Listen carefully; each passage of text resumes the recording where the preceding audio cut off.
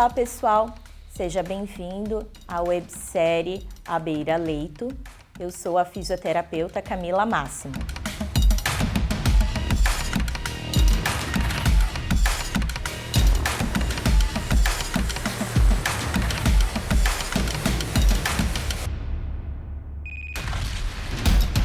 No vídeo de agora, nós iremos discutir a respeito da administração de aerossóis em pacientes com respiração espontânea.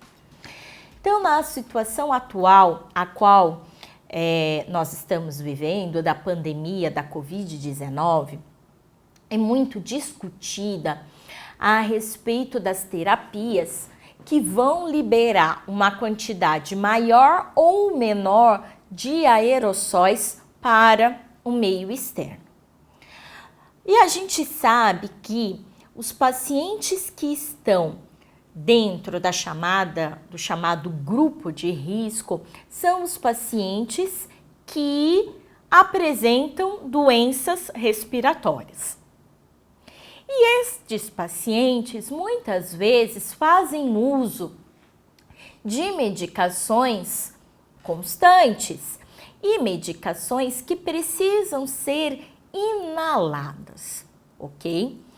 E aí o que ficou discutido? Vai ou não manter a medicação para esse tipo de paciente?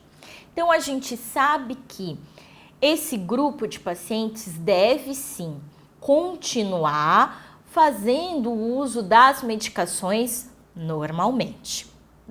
Para quê? Para que eles não entrem em crise, precisem procurar um pronto atendimento e ficarem mais expostos ainda a contrair o coronavírus, ok? Mas devo realizar a administração dessa medicação de que forma? Então, a gente sabe que a inalação convencional, ela vai levar a uma dispersão grande de partículas para o meio externo. E se o paciente de você estiver contaminado, ele vai jogar para o meio muitas partículas de coronavírus. E aí o que ficou verificado, o que ficou discutido e que a gente encontra como prerrogativa das principais instituições, inclusive do nosso Conselho Regional? O quê? A administração desse tipo de medicação através da liberação dos medicações que a gente chama popularmente por bombinhas, né? Então a gente tem aqui uma medicação do gênero, né? Por exemplo, essa daqui eu tenho um salbutamol, ok?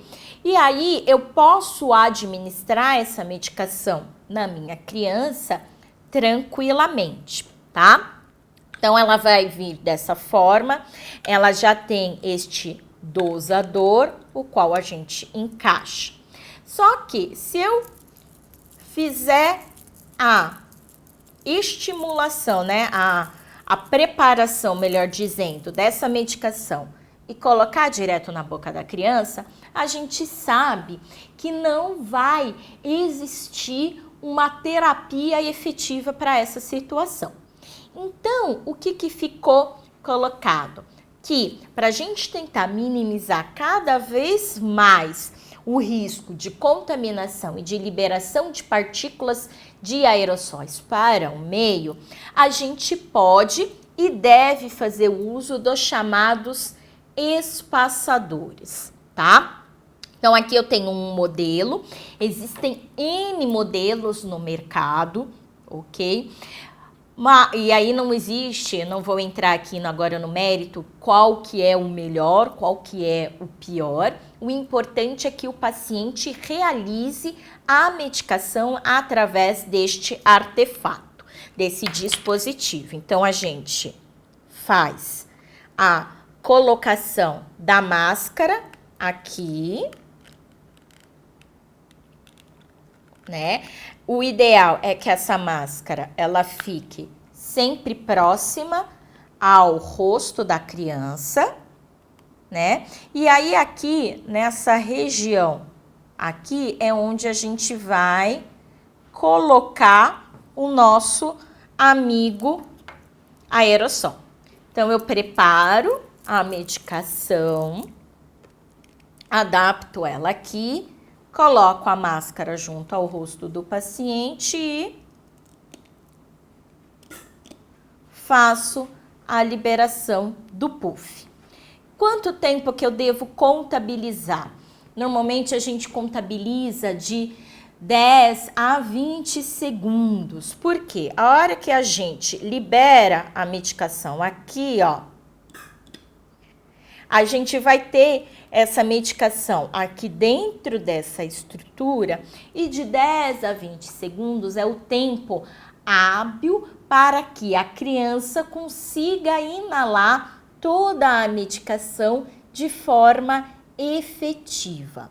Dessa maneira, pessoal, os nossos pacientes pediátricos podem manter o uso das medicações de forma adequada, né? Com uma coisa muito importante, sem liberar um número grande de aerossóis para o meio e minimizando os riscos de contaminação. Em relação às inalações, a gente vê que os estudos mais novos demonstram que elas devem ser evitadas, haja visto que as inalações liberam grandes partículas de aerossóis para o meio externo, tá bom? Então, criança que precisa fazer uso de medicação via inalatória, né? As medicações como os broncodilatadores, os corticoides podem realizar? Sim, desde que utilize desta maneira aqui, através do chamado espaçador. Espero que vocês tenham gostado desse vídeo e nós nos encontramos em outros vídeos da nossa websérie A Beira Leito. Um abraço a todos!